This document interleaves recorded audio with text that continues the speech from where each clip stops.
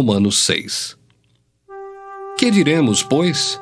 Permaneceremos no pecado para que seja a graça mais abundante? De modo nenhum. Como viveremos ainda no pecado, nós os que para ele morremos?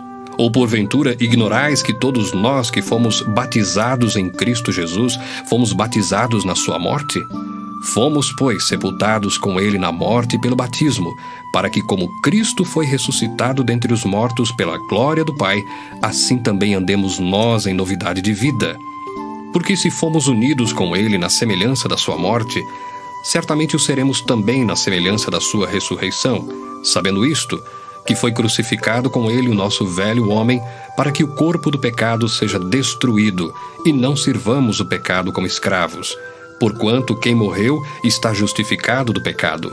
Ora, se já morremos com Cristo, cremos que também com ele viveremos, sabedores de que, havendo Cristo ressuscitado dentre os mortos, já não morre.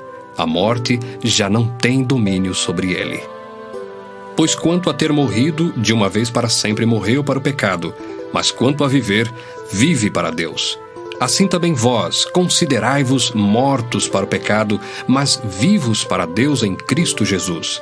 Não reine, portanto, o pecado em vosso corpo mortal, de maneira que obedeçais às suas paixões, nem ofereçais cada um os membros do seu corpo ao pecado, como instrumentos de iniquidade, mas oferecei-vos a Deus como ressurretos dentre os mortos, e os vossos membros a Deus como instrumentos de justiça.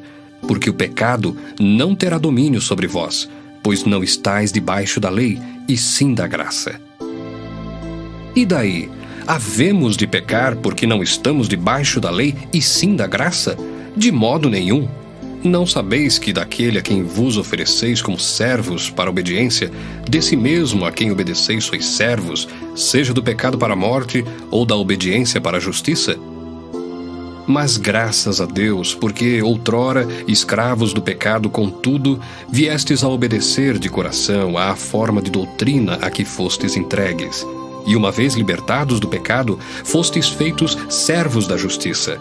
Falo como homem, por causa da fraqueza da vossa carne. Assim como oferecestes os vossos membros para a escravidão da impureza e da maldade para a maldade, assim oferecei agora os vossos membros para servirem à justiça para a santificação. Porque quando éreis escravos do pecado, estáveis isentos em relação à justiça. Naquele tempo, que resultados colhestes? Somente as coisas de que agora vos envergonhais, porque o fim delas é morte.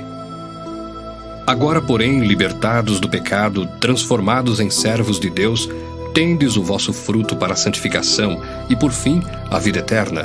Porque o salário do pecado é a morte, mas o dom gratuito de Deus é a vida eterna em Cristo Jesus, nosso Senhor.